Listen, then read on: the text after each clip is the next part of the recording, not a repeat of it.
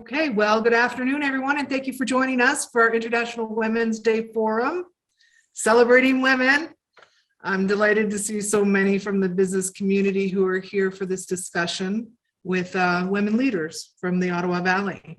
Now, before we begin, I'd like to state the following. The Upper Ottawa Valley Chamber of Commerce acknowledges that our work and our member businesses' activities take place on the unceded and unsurrendered territory of the Algonquin people. Traditionally known as Anishinaabe, Algonquin people are the original inhabitants of the wide swath of territory along the Ottawa River. We respectfully thank the Algonquin people for hosting us on their ancestral lands. Now, today's event will be moderated by our board president, Cyndi Mills, who you will meet in a moment. Handling our technologies and providing information in our chat will be our board vice president, Jody Butchholz. I am Kelly Holohan, the executive director of the Upper Ottawa Valley Chamber of Commerce. Welcome. This event is provided free of charge thanks to the generous sponsorship of Meridian Credit Union, who is a member of our chamber. And therefore, attendees are instead encouraged to contribute in their own way through a donation to the Bernadette McCann House, whose mission is to work for change that will end abuse by providing safety, support, and education to all those who experience abuse. Donations can be made by e-transfer to the chamber at the email address that Jody will provide for you in our chat. Also today, thanks to the Startup Canada Women's Community Fund, those who participate in our International Women's Day event have the chance to win one of several free Upper Ottawa Valley Chamber of Commerce annual memberships for the year 2022. Startup Women stands with women identified entrepreneurs to help support their growth and future goals and to break down the unique barriers that women are faced with when they're building a business. Women-led or owned businesses can qualify, and to enter the draw, please just send your email to me at the email address in our chat with the subject line IWD Door Prize. Now, I'm sure you're all familiar with Zoom. We've all got used to it in the last 2 years, but in case you aren't, a few pointers for you. We ask that you mute your microphone, which you will find in the bottom left corner of your window. Next to that is your video button. So if you don't want to be seen, just hit that button.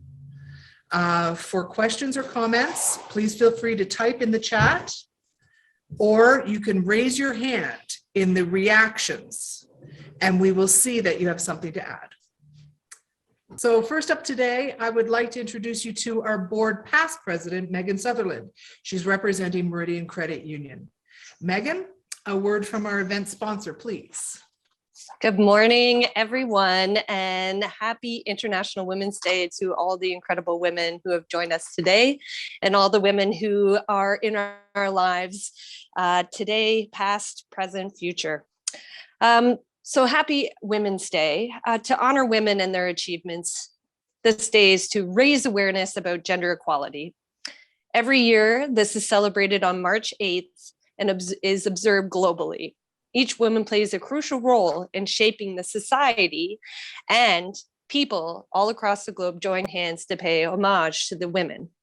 Every day, the day is celebrated with a special theme, and this theme this year really resonates with me, and that is Break the Bias. It seeks to reimage a gender equal world, which is free from all kinds of bias, stereotypes, and discriminations. And why this seems so on point for me today is I am the middle child of 3 incredible girls, or I choose to say incredible. But we were very fortunate to grow up in a household that was the opposite of the gender standard. So growing up for me, I didn't really understand that there was a gender bias because my mother was the breadwinner.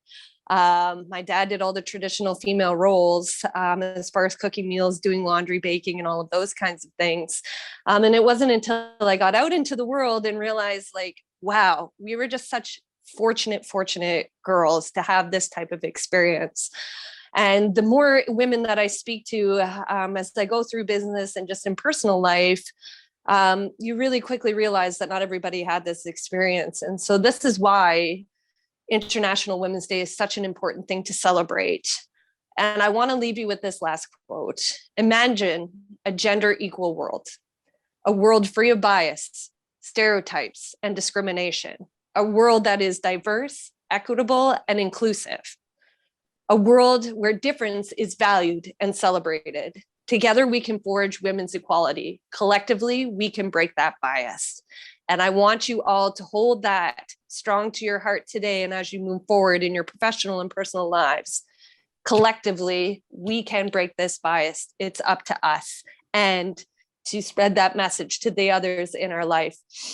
And so I hope today that you take great value in these incredible women that we've lined up for you to listen to today. And I feel so fortunate to be the sponsor of this event because I'm so passionate about women and having that equality in every aspect of our lives. Thank you all for being with us today. And I'd like to send it back to Kelly. Thank you, Megan. You're such an inspiration. Fantastic. All right, so now on to our moderator, Board President Cyndi Mills. Thank you, Kelly. First, I'd like to welcome everybody for joining us today. This is exciting. We've been working on this for the events committee for a few months, I guess, and more so to thank all of the women that are participating and are joining us today. So when we were kind of mentioning who could we have as our keynote speaker, my mind quickly came to Debbie Robinson, who is the county warden, and also, Debbie, if I'm wrong, please tell me because I know you will. Also the Reeve of Laurentian, Township of Laurentian Valley, and I believe you were the first woman Reeve of the that has held that position. And at the time, though, you were sitting on the town because I would cover council for Tina. I was looking at the paper at the time, and your name would come up many times of Debbie Robinson, and you were very much loved at the Pembroke Observer. At the time, you were working at a different down in Cobden. And I got to know you as I not really hear you speak at Laurentian Town Council meetings, and I thought you'd be a great person to talk about, you know, being a woman, and it's an industry of journalism, and being the working, raising kids, and working for the community. And I know you've sat on a few boards with the hiring the doctors, and I know you're going to talk about that. So with much further ado, I will hand it over to Debbie, and we can listen to all of her wise words. Thanks. Well, thank you very much, Cyndi, and congratulations to the Upper Valley Chamber of Commerce for hosting this event today. I think it's great. So when Cyndi asked me if I would speak at this session, I said yes, but then I also said why. And she said, well, she thought I had a story to tell, so I figured why not. Then I saw the poster for the event. And to be honest, I was a little bit surprised when I saw that the keynote speaker was me. I don't really think there's anything particularly unique about my story. Moreover, anybody who knows me will attest to the fact that I'm really not that entertaining a person. But when I think about keynote speakers, they usually are someone who makes me feel deeply about things, who inspires and challenges me, and most importantly, motivates me to be a better person. So with that in mind, I'm going to give it my best shot.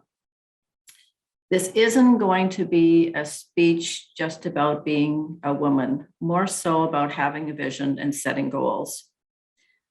I believe our path in life is forged by the experiences that we have, the good and the bad, and the people we meet along the way. In particular, that's true for my case. I was born and raised in Pembroke, where religion, hard work, and kindness were of the utmost importance. We were a typical family, really, until at the age of 12, my father got sick, and at 16, he died. I quickly realized that I had to depend on myself, but I felt up to the task. To this day, I am fiercely independent and struggle with asking for help for myself. People say that being able to ask help for yourself is a strength, and I agree. But for me, I'm a work in progress. However, if asking help means having the ability to improve the lives of vulnerable people or righting a wrong, then I am relentless. When I finished post-secondary education, I came back to Eastern Ontario and I worked in the newspapers in Arnprior and Carleton Place. And then I came back to Pembroke and started the Advertiser News. I was 21 at the time. But I had to fight for the job. I knew that Donald Runge wanted a paper in Pembroke. He already had one in Renfrew and Arnprior and Almont and Carleton Place. I could have gone to the general manager and spoke to him about starting the paper and about me being the first editor, but I thought, why start at the bottom? I'm going to start at the top. And you'll soon realize that that's basically been my MO, to the frustration of teachers, nurses, some politicians, my long-suffering CAO that I come in contact with. I don't want to waste time. I don't know how much time I have. So if I have a goal there, that's where I'm going. When I started the newspaper, it was exhilarating. And I remember I had about 2 weeks to put out the first edition. And I had a crazy amount of confidence that I could do it. And that's exactly what we did. The same year, I also got married. And in 1982, my son, Lucas, was born. I was only 25 weeks pregnant when I had him, and he weighed 1 pound, 10 ounces, and he was born in Pembroke. So he had a brain hemorrhage when he was born. So he has a lot of significant disabilities. I learned really early on that I was going to have to fight for his life. The day he was born, the doctors told me he had a 50-50 chance of living. And the next day, the nurses told me he was going to die. Just so you know, on June 1st, he turns 40 years old this year. So it's a pretty exciting time. So when you're faced with that situation, as a mom and a woman, you don't have very many choices. And I just only saw one path. And me, it was keeping him alive. I met a lot of nurses and doctors who, well-intentioned, I'm sure, kept trying to make sure that I didn't have any false hope. They told me that he would be blind, he would be deaf, he would be spasmodic. And I was very clear. I wanted him to breathe. That was it. Anything besides breathing, that was a bonus. So, you have to do these things. You have to just do what you believe is right. Now, I should be right up front and honest with you. I have a very strong faith in God. Had I not, I don't think I would have been able to function during those times. By the time Lucas was 4, he had probably had at least 20 major surgeries. He spent more time in hospital than he did at home. But things were starting to get better. I had him in nursery school, and he was going to turn 4 in June. So, of course, what do kids 4 years of age do? They go to junior kindergarten. Never thought that was ever a question.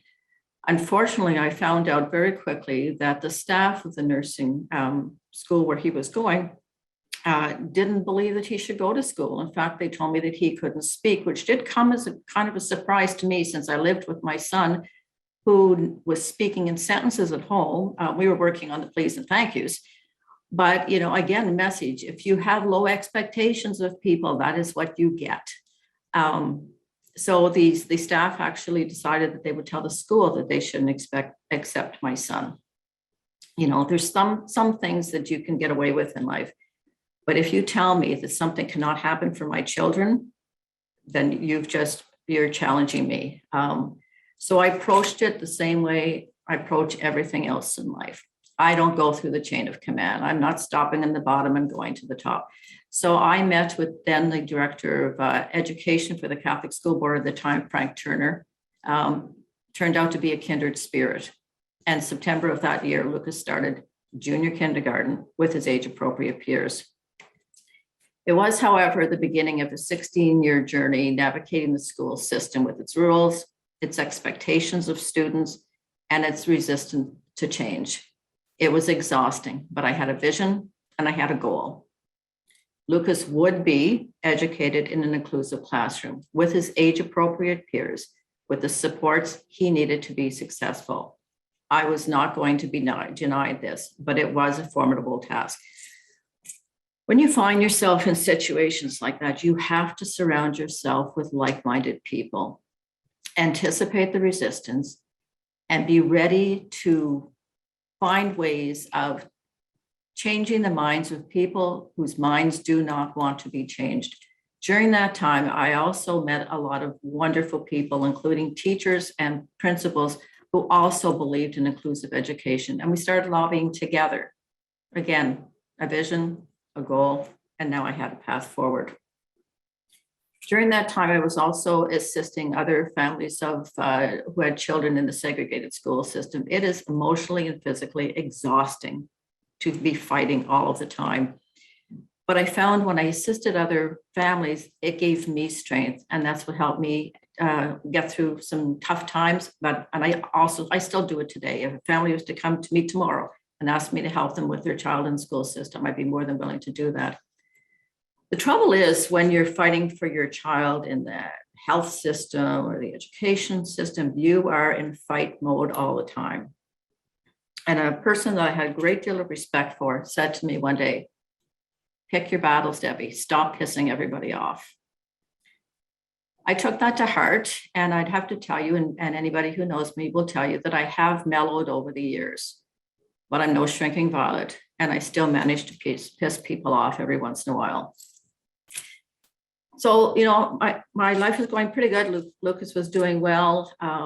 My daughter Megan was born, and before I knew it, I was back in the newspaper business. I loved being a journalist. I managed to juggle my career and my family. I think I did it well, but the only people can really answer that question truthfully are my children and my husband. As Lucas got older and his health improved, I started to think about municipal politics. And in 2006, I decided to run for office. It wasn't that I was unhappy with the present council of Laurentian Valley, but I believed that I could bring a different perspective than the 7 men sitting around the council chamber. And I had an innate desire to have a positive influence on the future of Laurentian Valley. The CAO at the time said to me, "Debbie, the people who are elected are not necessarily the best person for the job. They're just the best people who ran the best campaign." That didn't dissuade me in the least. I figured I knew I was the best person for the job, and I was damn sure I could run the best campaign. I knocked on almost every door of every home in Laurentian Valley. That's a lot of miles, folks, because Laurentian Valley is the largest municipality geographically in the county of Renfrew. I probably missed about 50 homes, but they still got a knock on the door from my campaign team. Yes, I was running for municipal council, but I had a campaign team and they were there. I had a vision, I had a goal, and I had a path. When the election was over and the ballots were counted, I had led the polls. The first time for any woman to do so in the amalgamated municipality of Laurentian Valley, but I was also the only woman elected to council that year. So the entire year prior to the election, I attended every council meeting in Laurentian Valley. I wanted to make sure I had the lay of the land. I needed to know the players, their biases, their strengths, their weaknesses, what the issues were, because my intention was not to come in and spend 2 years trying to get up to speed. I was coming in and I was going to have an influence right away. Having been at the council chambers, I knew what it looked like. The mayor sat at the head of council. To his immediate left always sat the councillor who had garnered the most votes in the last election. That was going to be me. I walked in and there was someone else sitting in my seat. It was the councillor who had won the previous election with the most votes. And I had beat him this time around. And then I have John Osborne's voice in my head. Pick your battles. Don't piss everybody off. I let him have a seat. I didn't say a thing. I sat across from him. So I thought, okay, this is how this is going to play out. A couple of months later, I get a phone call from a councillor. And he says to me, "Debbie, if you want something passed at council, just let me know and I'll vote for it.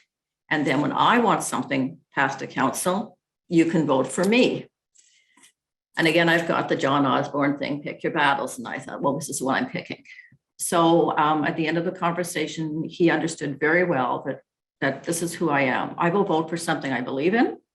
I will not vote for something that I do not believe in. That was the start. So the first few years as the only woman on council was certainly interesting. I was dismissed sometimes, listened to, barely tolerated, but honestly, it didn't bother me in the least. I'd been given the opportunity to influence real change, and I was focused.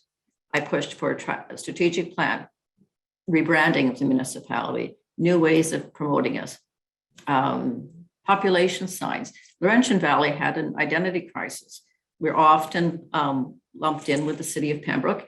You know, quite honestly, the only people that see borders between one municipality and another are the politicians. People half the time don't even know which municipality they live in, or where they pay their taxes. So, you know, if you want to be distinguishable, then you have to do something that highlights you. And so that's really what my focus was for the first my first term in office.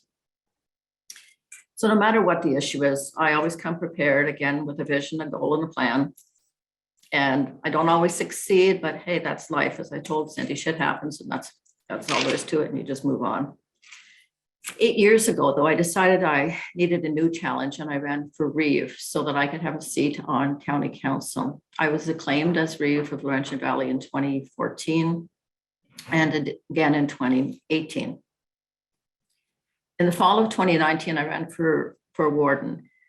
County council has 17 members on it, so I needed 9 votes to be elected as Warden, and I went into that election knowing I only had 8. Somehow, someone changed their mind, and I was elected Warden for 2020. In the fall of 2020, I ran unopposed as Warden. And in the fall of 2021, I once again ran for the position of Warden, and I was unopposed. So I am now in my 3rd straight year as the Warden of the County of Renfrew. Since its inception, only 5 women have ever held the position of Warden for the County of Renfrew. We made history in 2019, in fact, when I followed Warden Jennifer Murphy. It was the first time in County of Renfrew's history that there had been back-to-back women as wardens. How can that be? Well, when you look at the 17 members that we have in County Council right now, only 6 are women. Ask yourself, why so few women on council in politics? Traditionally, politics was the men's domain. The term Old Boys Club was coined for a reason. By the time I had joined County Council, I'd been in politics for 8 years. I'd been involved in many areas in the community. My name was well known, and I had a higher profile. The warden at the time was Peter Emo, and he met with each member of council, and I think I actually even provided him with my CV. He wanted to know what our interests were, what committees we wanted to sit on. And so I was very upfront with him. I told him that I was chairperson material and that someday I plan to be warden. Again, I don't know where the confidence comes some days, but that was just me on the day. I guess Peter saw something in me because he did name me as chair of the Social Services Committee. I was the only newly elected member of County Council to hold a position of chair, and I was only one of 2 women to hold positions of chair for committees of council. Let's fast forward to today. I've spent 2 years and 3 months as warden during a pandemic. It has been tough, but ladies, I was made for this. I had many people calling me the first few months of the pandemic, very worried about me. And yeah, it was tough. And I had moved my laptop from my home office into my kitchen so that I wouldn't miss an email or a phone call. I would feel this pit in my stomach every time my email would ring, because none of us knew what the pandemic was going to hold for the County of Renfrew, and I feared every time that I got notification that someone may have died. But we made it through, and I have to tell you, I made it through because I have 16 other members of County Council who are absolutely fantastic representatives of the municipalities in the County of Renfrew. These are very hardworking, dedicated men and women. I'm very, very fortunate. to be with them. Prior to becoming warden, I was hired by the Pembroke Regional Hospital to do family physician recruitment. I was the warden, I was the Reeve. I may as well take on another job, and so I did that one. Recruitment, though, has been near and dear to my heart. I've been involved with it for many years. Healthcare is supposed to be a provincial responsibility, and somehow it has fallen to communities and hospitals to recruit for family physicians. But being a physician recruiter does give me a very unique perspective and vantage point, especially as warden when I am lobbying with the provincial government. So, when the pandemic hit here, and you have to understand that we in the county of Renfrew, we have a population of approximately 104,000 people, where at least 25,000 do not have a family doctor and do not have access to a primary care practitioner. On top of that, we have a number of people who have physicians who are very hard to get in to see them, get into their offices. So when the pandemic hit, many physicians' offices closed. The provincial government asked areas to create assessment centers so that people who had COVID symptoms or suspected that they had COVID could go to an assessment center and have a test. Again, the county of Renfrew, geographically the largest county in the province of Ontario, setting up 1 or 2 assessment centers in the county is not going to serve our residents. We have, we're urban, we're rural, and we're remote areas of the county. So combined this effort within 12 days between primary care practitioners, the health unit, hospitals, family health centers, community paramedics, they created the Renfrew County Virtual Triage and Assessment Center. Now, I sincerely hope that when I say Renfrew County VTAC, that every one of you know what it is. If you watched any of the YouTube videos about county council, you will know that I never miss a meeting without talking about Renfrew County VTAC. Because we did not know how the pandemic was going to impact the county of Renfrew, we had to save the surge capacity of our 5 hospitals. Again, I told you we have 25,000 people without a family doctor. When those folks get sick, they have a few options. Sit at home and hope you get better. Sit at home, get worse, and call 911, or go to an emergency room and sit and wait and hope that someone will eventually get to you. And during a pandemic, that was not what we wanted to see happen. So VTAC was opened up so that anyone who does not have a family physician or who could not contact their family physician could call VTAC and get care for whatever was ailing them at a time. It's episodic care. It's not holistic family medicine by any stretch of the imagination. But people who had not had access to a doctor in years were now getting treatment. And again, it is funded under the assessment center funding from the Ministry of Health in the province of Ontario. So we have been lobbying very, very hard, and I have had many conversations with our MPP, John Yakubowski, and the Minister of Health, Christine Elliott, about funding VTAC post-pandemic. I'm cautiously optimistic that it will continue. The province has a proposal from the county about how this can not just operate in the long term in the county of Renfrew, but anywhere in the province of Ontario where there's a phone line. I was involved with physician recruitment for many, many years, and I was away from it for about 4 years. When I came back, the very first recruitment fair I went to, the same 100 municipalities across the province that are still had a shortage of family physicians 10 years ago are still there trying to find doctors for their folks.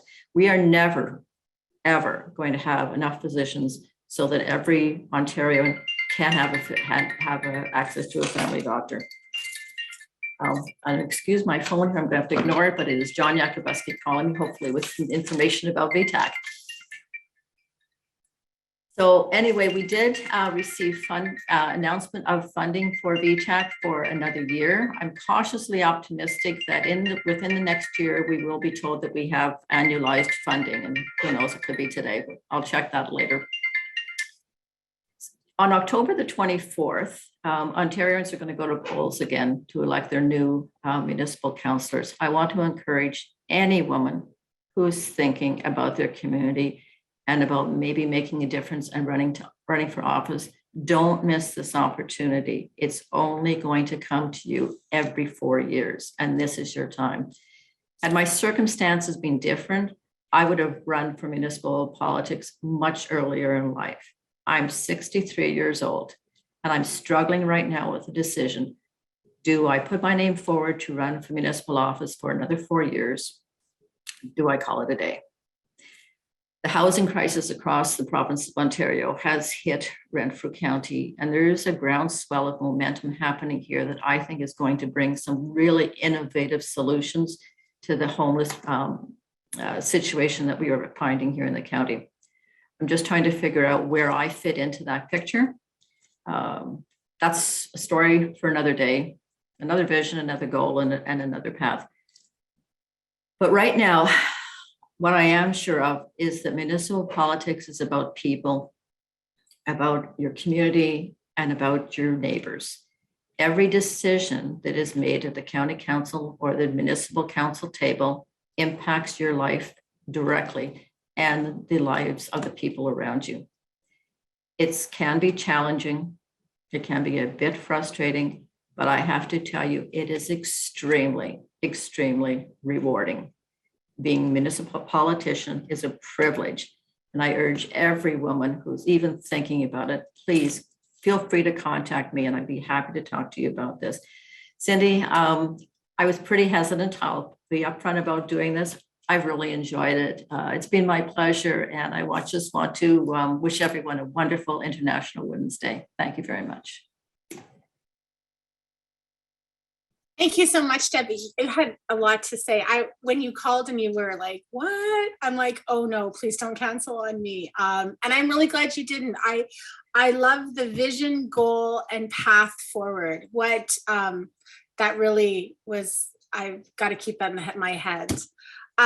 Thanks for joining us. And you're staying for the panel, which we're going to do right now. So to let everybody know about the panel, we're going to let each of our panelists introduce themselves, mention where they're from, what they do, and then we're going to go into a discussion. And if you have any questions, and even for Debbie, if you have any questions, please put them in the chat. And Jody's moderating it, so she will let us know and we can read them, and we can ask our panelists. So we're going to start in alphabetical order. Being Colleen will be the first person to introduce herself, and I will give it to you, Colleen. Thanks, Cyndi. Debbie, that was a wonderful, wonderful keynote. I'm very motivated and inspired to have heard you speak. That was a true privilege. Thanks for inviting me. And Debbie, thanks for accepting Cyndi's invite. My name is Colleen Sutherland. I'm a local financial advisor, Sun Life advisor. My firm is DC Foresight Financial. I've been in the financial industry for more than 14 years now. Born and raised in Pembroke, viciously passionate about women in finance, women not needing a man to run their own bank account, and women just being able to stand on their own 2 feet to understand what that type of independence, like Debbie commented many, many times, how powerful that is. So I'm excited to be part of the panel. I'm excited to be alongside all these incredible women. And I think next year, hopefully there'll be a lot of men attending so that they can learn a lot from all the women on this panel as well. Thanks for having me. Thanks, Colleen. Next is Heather, and you're below me, so Heather. Hi, everybody. So nice to see everybody this afternoon. Debbie, that was awesome and very inspiring. I first met Debbie when I worked back at Pembroke Animal Hospital many, many, many years ago. She bring her furry friends to us, and just always enjoyed your company, Debbie. So it was really neat to kind of see you on this side and hear about your different experiences, and very inspiring. I have to admit, when I was invited to this panel, I was a little intimidated by all of the other incredible women that were going to be on this panel. And I thought, do they know who I am? and I think they do, and they still invited me. So I was really very, very flattered. I would consider myself local to this area now, because we've been here since like 1992. So yeah, we're officially local. I have a wonderful family. I have a very large family. We've got like 5 boys. I've got a great husband, super supportive. I have always worked since coming here, but in a very kind of part-time capacity. But really in the last couple of years, last maybe 5 years or so, working with the Ontario SPCA, I'm I just kind of dove really deep into being super surrounded by everything to do with my job, basically. So really fortunate to have a very, very supportive husband and family, and they just let me roll with it. So yeah, I think the most important thing for me to be being part of this discussion today is really, when I thought about like breaking the bias and what does that mean? I don't know, in my life and in my job especially, like we can actually really just change more lives. We can save more lives. We can save more animals' lives even, right? I'm always thinking about the animals, not that I'm not thinking about you guys too, but that's a reality. So that's what breaking the bias means to me. It means just helping to reduce any bias within really our organization. Because what is it going to mean? It's going to mean we increase our like life-saving capacities basically by getting all the other awful stuff out of there. So yeah, I think I've talked enough for now, but I'm really looking forward to some pretty great discussion today. Thanks so much. Thanks, Heather. Up next is Dr. Keltie Jones. Hi, thanks for having me. Loved the presentation, Debbie. I've been an elected official. I've run for office. I know how that can play out, and that there's a lot of people that are in it for the ego, but you are doing exactly what I was doing, which is you're doing it because you're committed to serving your community, and we need more of that for sure. So I was interested in how Megan framed her start in life, because that's very much how my life has been, where I never grew up being told I couldn't do something because I was female. That was never a factor. And so I just always had that confidence that I could do what I wanted to do and no one was going to get in my way. But I was also really aware of the people who'd gone before me and the women in particular who had gone before me to make my path easier. And especially, as I came out as a queer woman, really being mindful of what others had gone through and the things that they'd experienced to give me the freedoms that I have earned in the last decade or so. I know I wouldn't be where I am today without the sacrifices others have made and the work that they did to break the bias. And so I think I'm always kind of looking back to the people who've come before me, but I'm also mindful of my responsibility to provide that for others. And so I think what I do to break the bias is I nurture and support other women. I try to provide opportunities, encourage, and it's so heartwarming when it comes back and you see it happening. I yesterday gave a job reference for a young woman who was in her first real job when I started supervising her, over 10 years ago, and kind of reflecting on how she's grown and the ways that she and I have intersected in so many different worlds. I only supervised her for a short time, but I was a colleague with her for a long time, and watching that play out and watching her grow and learn. And now she's doing that for my daughter, because my daughter is working with her in residence at the university where I used to work. And so my daughter is benefiting from the mentorship that that like I provided that for Ashley, and now Ashley's providing that for Joe. And that's how we break the bias. We mentor each other, we support each other, and we, the strength that we have together means that we can get anything done. Thank you, Keltie. And now, Val. Good afternoon, everybody. Thank you again for your invitation to have me on the panel.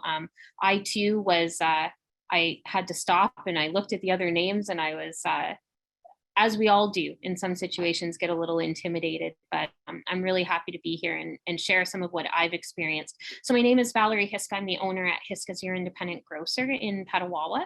And retail grocery is and always has been all about the men.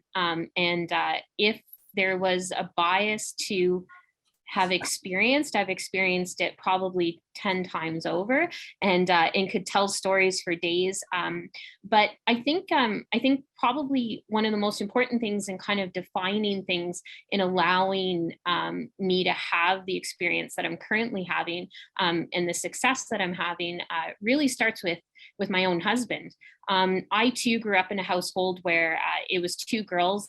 My dad had us do everything that he did. We learned. I didn't really grow up in a biased household, but most importantly, I got married when I was 19. My husband was 20, and he decided to join the Army. And I'd never seen a uniform, didn't know anything about it, but I knew I had a lot of goals for my life. And I think I understood very quickly that being a military spouse could change that path or put some blockades in the way. So we very quickly struck up a deal, and that is kind of how I am when I know I'm very goal oriented. And right from that time, when I made that realization, I said to Steve, so how long are you going to be doing this for? And he says, he goes, well, it'll be 20 years. I said, okay, that's fine. So I'll be 40 years old at that point. So when you're done at 20 years, then it's all about me. And we kept to that deal. It took, he rolled over about 4 years. Luckily, that was a posting in Petawawa when the opportunity came to purchase the store here. But he kept to his word. He retired a couple of years ago, and it really is all about the support and push forward of where I wanted my career to go. And I'm very passionate about talking to other military spouses, women and men, because I've had this incredible experience and journey while I supported his career for many years. That had to stay the primary forefront.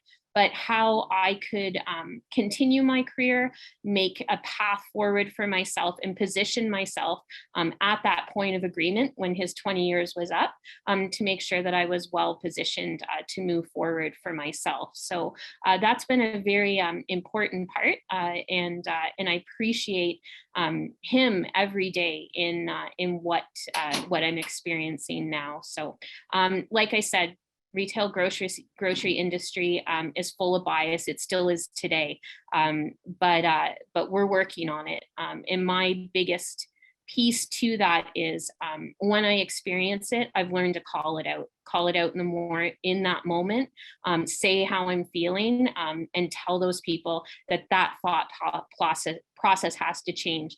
And most recently, that experience was with my own bank, if you can imagine. I was finishing up a major deal, signing major paperwork associated, with the finance of my business. And that paperwork came to me addressed to Mr. Hyska. And it still happens all the time. And I stopped it right there and sent it back and said, address it properly, and then we'll talk. So, those are the moments. And I'm learning to have those moments and say those moments 100%. Okay. I was making sure I wasn't on mute because I do that classically all of the time. Okay, so let's get into the conversation. But I do have one question for you, Val. As a military spouse, how did you end up owning a grocery store? I cannot be the only person that is wanting to know this. Like, as a woman, how did you, not that it's like, was it like a dream? Like, how did you buy, how? Yeah, it's, you know what, it is, it really is kind of that, like, that big pillar in a retail grocery career to own your own store, and not everybody gets the opportunity. I was really, really fortunate to align and start working with Loblaws corporately at one point in my career. And I learned really quickly that relationship became super valuable to me because it is a company that celebrates women's success, and especially and I was kind of one of the first that they dealt with as we got into senior management positions, that I was coming to them every 2 years and saying, I need to move here, and I need to move here, and I need to move there. And they made that path very simple for me. So I was able to have this career of experience, and really that's what it is, to build up, to purchase, be allowed to purchase a franchise with a company like Loblaws, and making sure that your career stays progressive. And every military community has a grocery store and a Loblaw store nearby. So it worked out very, very well. So that was a big piece of it. It was, really gaining a lot of experience and then going for it. I never really thought I would own a grocery store per se. I was kind of heading more towards, the head office environment in what I was doing. But I'm very passionate about the community of Petawawa. It got under my skin when we first moved here, way back in the 90s.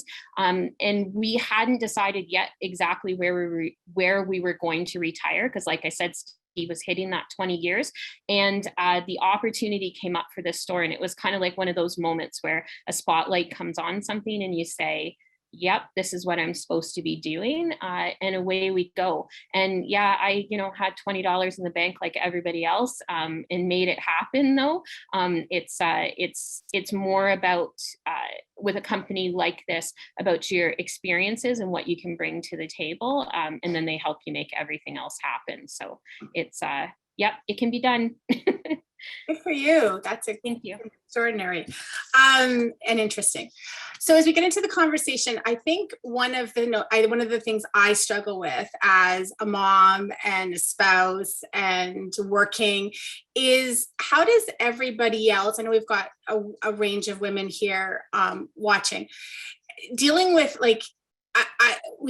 I feel like I have more weight on my back than my husband does when it comes to looking after the home and especially because he's deployed. How does everybody else deal with all of when it comes to caring for your family and your kids and getting them through school and advocating them, and then having time at the end of the day for yourself? And I'll start with Heather.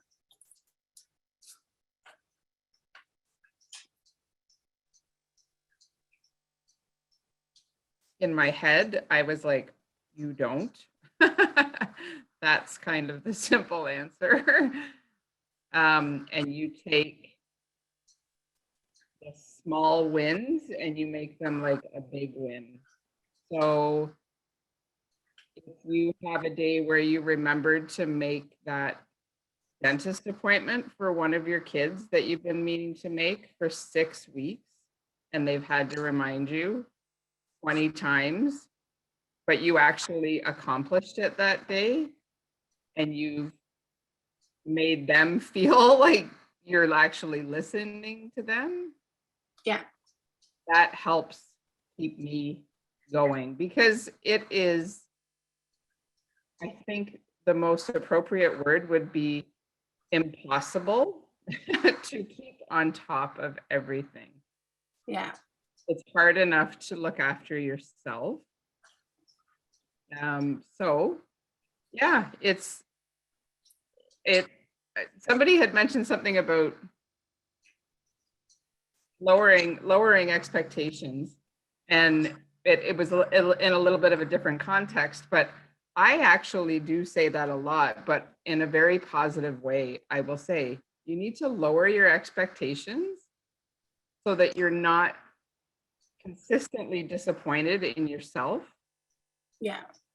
And so hard on yourself and hard on everything just, happening around you. So I don't see anything wrong with lowering your expectations, because we're only one person, right? We can only do so much, and we do a lot. All of us do, whether you're a woman or a man, or we all do so many things every single day. We're not only responsible for ourselves, but so many other people. So, you know what? You just do what you can, and you do what you're meant to do. You do what you're good at, and everything will fall into place. Okay, Colleen. So for me, I think that I have a unique situation. Megan's my sister, so you already know we grew up with a toolbox, and with that toolbox, we were just meant for greatness. Like there was literally nothing in our way. We were white, we were female, we were educated, we had it quite easy. Keltie, you commented on recognizing who came before you and being present in your moment and just knowing, man, it actually wasn't that easy. You know, mom already paved that path for us, and we were surrounded by a lot of strong female mentors. My grandmother was the same. That was our norm. So that became our personality, that became our behavior, and that became our mindset. And then I think for me, it's just a really strong, great sense of awareness of where I'm good and where I'm not good. What are my strengths? What are my limitations? I am very good at asking for help. I am very good at leveraging. I don't cook really. I don't really clean. I don't like everything. I hire everything so that I can focus on being excellent in my business, communicative in my home life, and as present as a parent as I can be. My husband is the primary caregiver unapologetically. Those are our roles. He is the best dad there is, and I am the best mom I can be. And that's amazing. Our son will be raised in a different dynamic where his little 5-year-old best girlfriend tells him all the time, simply like Beyonce, girls run the world. And he's kind of understanding slowly, like, what do you mean? Why can't I be a boy and run the world too? In his world, women already do run the world. Like that's just normal for him. So for us, I have a great business partner who's male, a great husband who's male. I am able to partner, coordinate, communicate, organize all of that together. And I agree with Heather. Just what are your expectations of where you need to be great? I need to be great for my clients. I need to be great for my business. I need to be great for my family, my son, my husband, but I don't need to be great at cooking dinner. I'm not great at cooking dinner. And again, I'm just unapologetic about that. So for me, it's finding a balance of where I'm able to rise my expectations and always surpass them and letting the rest go. Finding that balance for me really makes a big difference. Thanks, Colleen. Welcome. Keltie? So I think for me, it's all about, you have to really remember what's important and what's going to be remembered. And I remember my daughter was telling me the other day about a time when she really remembers fondly as like one of her really great childhood memories was a day that I closed the car door on her fingers. And she was crying, and I went and took her and got her fingers checked, and they were fine. And she said, and then we spent the day sitting on the couch eating popsicles and watching movies. And I'm like, oh, okay. So she doesn't remember the pain of the hurt. Like I have the recollection of that moment. I don't remember what happened after it. And she remembers that I spent the day with her, and I just snuggled her on the couch and let her have popsicles. Yeah. And it's those moments that, those are the ones that the kids will really remember. They're not going to remember if you forgot the dental appointment. They're going to remember if you gave them that loving attention when they needed it and the moment that they needed it in. Her aha moment, though, as she was sharing this with me, because my kids are now 28 and 31. And her recollection is she's thinking back and she's like, yeah. And I'm thinking, you were a mom in your early 30s, you probably had just like completely had it. And so it was one of those things where it's, we hit our moments, and when we hit our moments, we need to be kind to ourselves. We need to be kind to ourselves that, you can't be outstanding at everything. And it's really great to say, I'm not outstanding at cooking dinner, so I'm not even going to go there, right? Like that's fine. And we have to give ourselves that kindness and that grace and say, it's okay to not be everything to everyone. It's okay to pick what it is that you're going to be excellent with. And remember the time you spend with your kids, the time you take to just give them that loving attention is so much more important than vacuuming or whatever. Thank you. And I'm like you, Colleen. People say, how do you get stuff done? And I always used to say, well, I don't clean my house and I don't watch TV. And that's how I used to get so much done. Then people would look at me with disgust, like, you don't clean your house. I'm like, no. I'm married to a woman who loves to clean. I highly recommend getting married to someone who loves to clean. It is so great. Val. I'm too late to do that. So it'll be what it'll be. You know what? Let's talk, Val. Yeah, exactly. We did that wrong. I listened to a keynote speech a whole bunch of years ago. Maybe some of you have caught it online, but I think it was an admiral or something. And he was talking to a graduating class actually. And he said if there's the reason why in the military they teach, first thing they teach you how to make your bed, and they go through and the whole why they break you down and all this other good stuff. And then at the end of the day, a soldier comes back and they can see the one thing that they did right that day. And that really sat with me. And I make my bed every morning to perfection before I leave the house because many times when I come home, that is literally the only thing I got done that day. And it reminds me that I can always do that one thing. So I live by that rule. And it serves me well because I have started in recent years, and actually it was during the pandemic, I started taking an hour to myself in my bedroom, watching mindless television, which is something I've never ever indulged in before the pandemic. But the pandemic showed me that I needed to do that. So yes, I'm right into reality TV and everything now. It's kind of crazy. My daughter says all hell is broken loose. But I kind of, as I was listening as well, I'm a highly scheduled person. And a lot of people ask me, they say, how do you have time to run a business? I have 150 employees. I'm, the president of, this, that, and the other thing, and volunteer here and volunteer there. And it's really about my schedule. I'm religious about it. And everything goes on that schedule. And I schedule time, and I schedule the time that I'm off as well. The time out every single day. And I believe in that. It allows me to achieve some sort of balance. And I kind of chuckle as I say that because it's my balance, which is fine. That's why I say it's mine. But it allows it to happen. So I make my bed and I fill out my calendar and I follow it, and that's it. Those are good bets. I never understood why it felt good when I make my bed in the morning, but now it's the one thing I did right.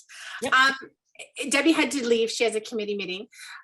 One thing I wanted to touch on, because I know a little bit of Val's story with this, because her daughter posted on the Facebook when it's been 2 years since COVID has started. And I believe you're all in your jobs. It did affect it, whether it was in the grocery industry or at the OSPCA, I'm sure at the college, and when it came to finances. How, with women, and I mean, everything just kind of stopped and we had to regroup everything. How did you get through it, and how are you making it through it, and what are your thoughts on it?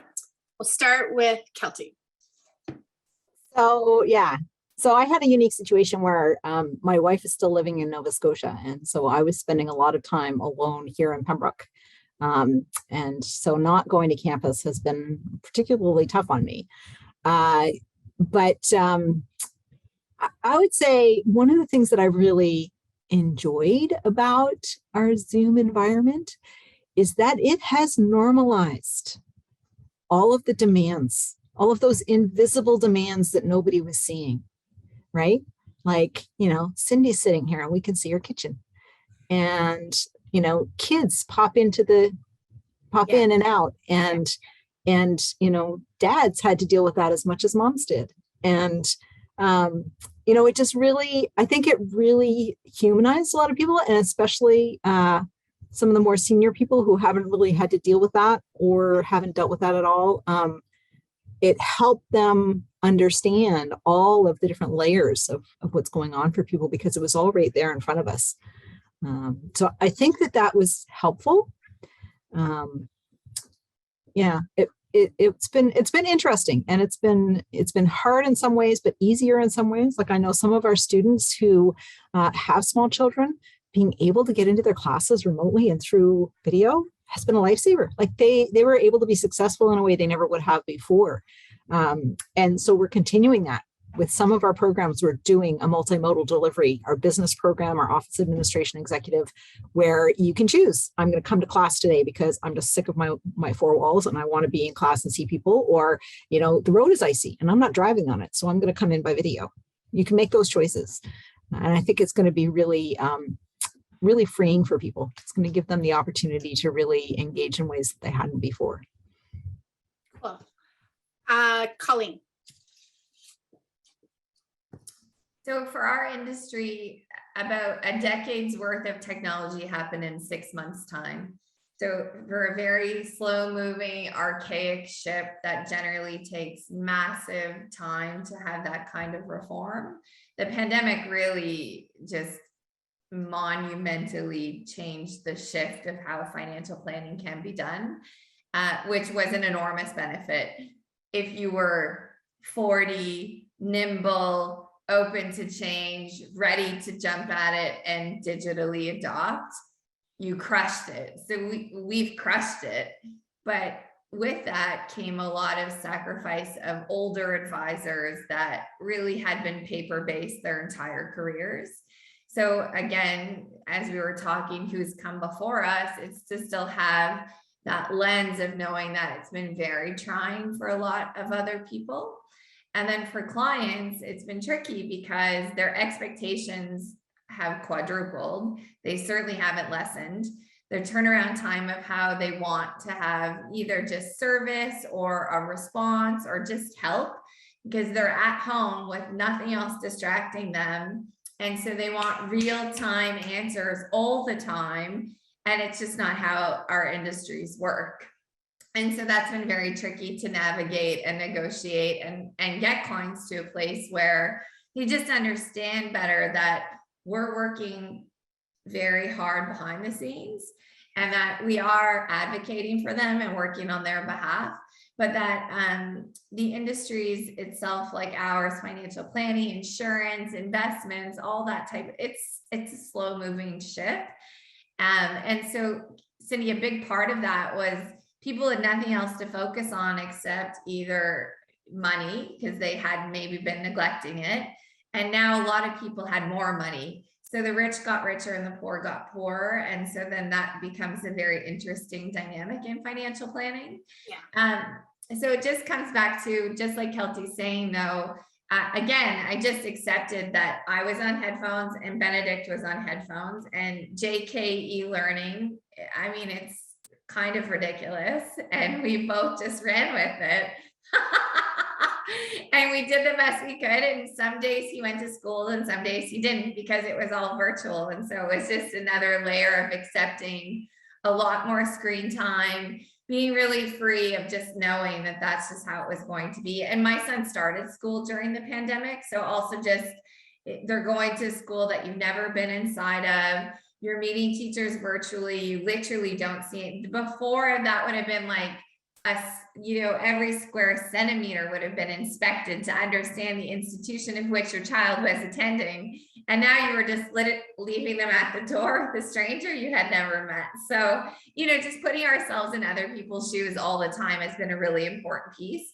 And I think, generally speaking, this is a broad statement, but women tend to have a different lens and layer to appreciate other people's shoes. And what is that walk that they're walking? What are they having to go through? And so I think that's really bode well for us in our industry, because we can look at it with that different lens. And so we've been very fortunate it's been a very successful time in our firm. And I have to thank the pandemic for a lot of that. Thanks, Colleen. Heather. Thinking a lot as you guys were talking, and mostly, you know, when our doors were closed to the public, yet we still had animals coming through our doors every single day. I still feel very much this way. I felt a greater just sense of responsibility, almost like they were so much in the background because the doors were closed, but I knew that everything was going on and we were short-staffed and we had a whole bunch of animals and we still needed a lot of support. And I very much felt that, you know, I could do 90% of my job from home and I was at home, but I felt like there was just this increased need for, like, I always had to be on my game. I had to be going to the next best thing and making sure that I was looking at the next best thing and making, because otherwise the ship was going to sink. Like, this is, so I don't feel quite as much that way at this today, like just at this moment in time. But yeah, that was definitely, I just always felt engaged. I always feel like I have to be right here, right in the screen, right? Like, right. And you're always making sure you're connecting with somebody and doing this, but I felt like I was really doing it at a bit of a different level because they were in the background making sure that everything was happening, right? So like all of the frontline workers, these were like frontline animal workers that were making sure that the ship was still running and everybody was getting taken care of. So that was, yeah, I kind of lost the point of what the question was, but that's what I was thinking about, was that's how it felt over the last 2 years. years. Yeah. Yeah. Val. I won't sugarcoat it. It's been it's been hell. I never got into to running grocery stores to become an essential business, and I think a lot of people heard me say throughout the pandemic, I don't want to be anymore. Let's just go back to regular. It was hard. It was really hard, but I think I learned a lot about myself. I think I really learned what I'm made of. And those are good things. And I learned to really, really ask for help. I'd like to say that, you know, I've always been a great delegator, and you know, when you're running big teams, you have no choice but to lean on those people that are there to support you. And this became just, you know, it took it in tenfold. So it was definitely, I won't lie, there were many moments where, you know, I was in the bathroom going, okay, remind me again why I did this. I had to write it down at one point because it became like I needed to read it over and over again, because I really had to like go, yep, this is why I'm here. This is what I'm doing. This will pass kind of situation. So it's been challenging, but man, I learned about critical thinking. I learned about more government policies than I care to discuss. I learned all of these things that wouldn't have normally passed by me. But like I said, I learned how to genuinely ask for help. And I learned, boy, we have an amazing community of people here if you just ask, and they will come to the table. So in that, it was a great experience, but yeah, I'm totally ready for it to be over. Anyway, I'm over it. Like completely over it. Done. We're just going to do one more question, and then we'll do the close. And it's Women's Day, that's why we're having the event. And of course, as we're watching, I don't know if I try to stay off of social media because it's like a time vampire, and it's very emotional these days, especially with the conflict in Ukraine happening. But there's two images that stick in my head of the last week I've been watching. And there's one where, and I mean, it could be anything, but I follow trusted news sources. And one of the videos, it has this young kid and he's calling his mom. He's been captured on the Ukrainian side. And there's this woman and she's actually rubbing his back and he is just like mortified and upset. And the other image I saw that I watched last night was it was a mom of a soldier telling off a politician of this isn't what my kid signed up for. And what I find interesting is here you have two women, how we can make the difference, you know, even if it's just comforting a soldier who's been caught behind lines, or it's telling a politician, hey, what's happening? We stand up and we're a voice. Do you guys have any examples or want to like comment on that, or the need for it, or maybe not to have it? I don't know, like you might have different perspectives. I'll start with Colleen. So our industry, my industry, of course, is, you know, the average age of a financial advisor is 58 and he's white and he's male. So that is my entire industry. Every convention we've ever gone to, everyone thinks my business partner is my husband or my husband is the advisor. And so that just always happens. There's so much bias in the financial industry that a woman, and you know, I like to dress well and I don't look the part and I certainly don't act the part. Our industry is boring and, you know, it's math and numbers and, you know, usually I have on like a super fun dress and a bright lipstick and a cute purse. It does, like, they just don't understand, like, what are you doing here? Like, you surely must be married to someone. But when it comes to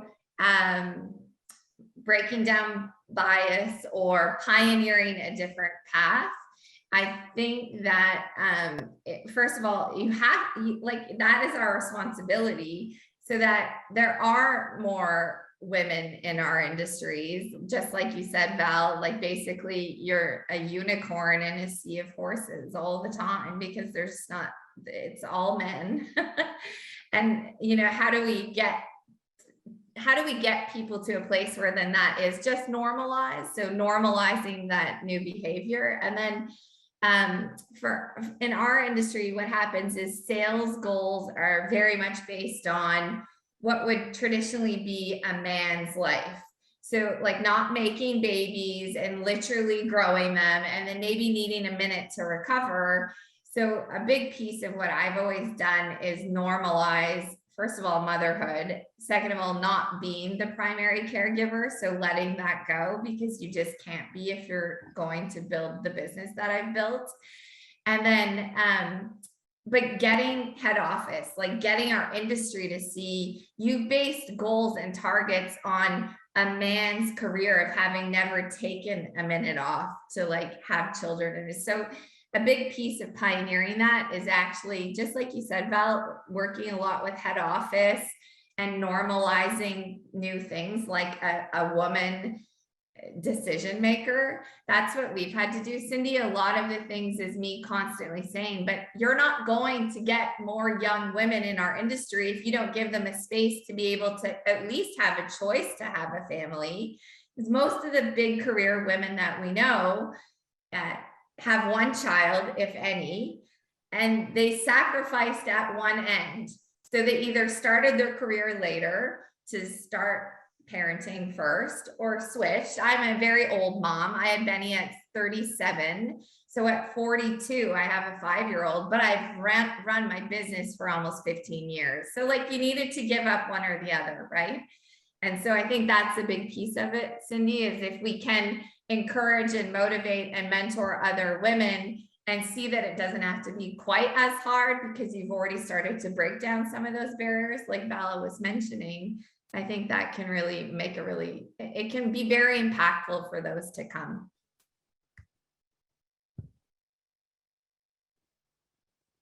I knew it. Val, we'll go back to you. See, I told you I'm classic for it. I saw those same images that you were talking about too, Cyndi. And one thing that stands out as I look at those and kind of compare, I learned kind of early on that my skill set, I guess, as a woman sometimes is to have a more empathetic eye towards things. And it's just we nurture first, and then, kind of let everything else follow. And when I kind of realized that that could be my superpower, in the spot that could really differentiate me in store management, I found my lane really quick. And I'm just as good as any man that I compete against in business, but I could really build a team, and I could build a team of people who wanted to work with me real quick. In a powerful team where a lot of men that I was working with couldn't. So I became that person that would be added to a store team to work on the environment of the store, and then lead the success. And it became a powerful thing. And when I think back to the pandemic, I think about the very first positive case we had in the store, in the moment when I had to call the team together, and this is early on, and tell them what had happened. And it was funny, we had some support from head office who was helping us with this. And when the gentleman was here with me, because they had to be here kind of side by side when we were making those announcements, and we left the meeting, and he said, holy smokes, he goes, that was completely different than the meeting I was at the day before. And he says, your approach to how you did that made that not one person, challenged it, and they believed you, and they believed what you were feeling. He said, my experience with the other guy delivering the same scripted speech that we were kind of given at that time, he said it was horrible. It was a train wreck, like an absolute train wreck. And it just reminded me that that we have we have this superpower, in that nurturing that is there, however we choose to use it, really differentiates us, and don't be afraid to use it. That's for sure. I love it. Empathy as a superpower. That's a good one. Heather, and we'll close with you. I was thinking, while Val was speaking, that just making that conscious effort to change the way you communicate with people, and really listen, like you're listen to yourself, and that's a game changer for me. Definitely. I am very, in whether I'm speaking or writing something or doing a social media post, like I will rewrite that 20 times because I'll realize the first way I wrote it, I'll read it from somebody else's perspective and go, nope, that is not going to get that cat adopted. Yeah. Maybe if that has meaning to somebody, so that, and I try very hard to, in everything comes out of my mouth, I really try for it to have some sort of meaning. So, and I hope that people around me too, like, not that anybody has anything to learn, but I just hope that maybe if I communicate that way, that others will as well. Because I'm obviously trying to achieve something by communicating in a certain way, right? So yeah, I would just say, right, really try to make a conscious effort. And we all don't do that all the time, but I do try very hard to say things a certain way and really speak very much from the heart. So it may not be what everybody wants to hear all the time, but I find it works really well for me. Thanks, Heather. I want to thank you guys all. Did anybody want to have one last little thing to say? Like, you've got like 30 seconds before we wrap up, and I pass it back to Kelly.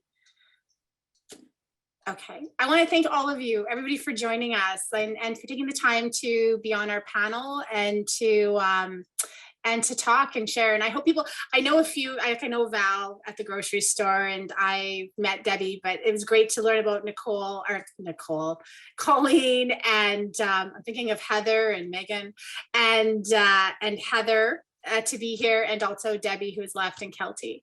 I'm going to pass her back to Kelly, who I love to call Holly, and that's just how I am with things. Okay. Thanks very much, Cyndi. What a fantastic job you did there moderating that conversation, that discussion. I'd like to remind everybody that, well, I'll share with you about 25 years ago when I started in business, my understanding of what a chamber of commerce was that it was a straight, white, older male club. And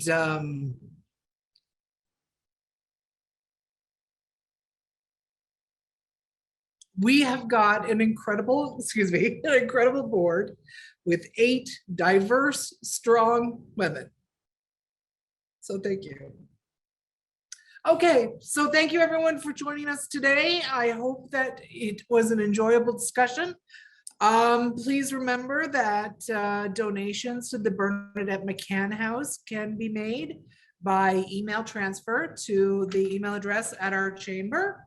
Also, that women-led and owned businesses can enter the draw to win a 2022 annual membership with our Chamber of Commerce by sending an email with the subject line IWD Door Prize. Any businesses interested in joining the chamber are welcome and encouraged to contact me to learn more.